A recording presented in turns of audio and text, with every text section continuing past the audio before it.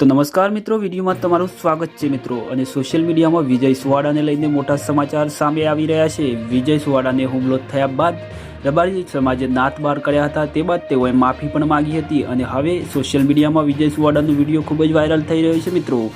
આપણા ગુજરાતના ફેમસ લોકગાયક વિજય સુવાડા કે જેઓ લાઈવ પ્રોગ્રામના કિંગના નામે પણ ઓળખાય છે મિત્રો। વિજય સુવાડા ગરબા અને પ્રોગ્રામમાં ખૂબ જ ધૂમ મચાવતા હોય છે અને તેમના તમામ સોંગ ચાહકોને ખૂબ જ પસંદ આવતા હોય છે।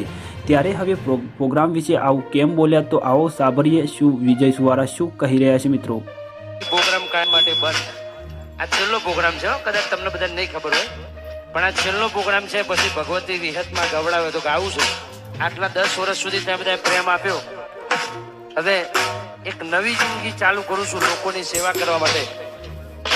એટલા માટે અને કનુજી ધીરુજી બધા મારા ખાસ મિત્ર છે, એમને કીધું કે ભુવાજી અમારા ગામમાં પ્રોગ્રામ છે એટલે આટલો ખાલી છેલ્લો પ્રોગ્રામ સાચવી લો, બાકી 5-6 દિવસથી પ્રોગ્રામ હતા જ નહીં, બંધ જ છે।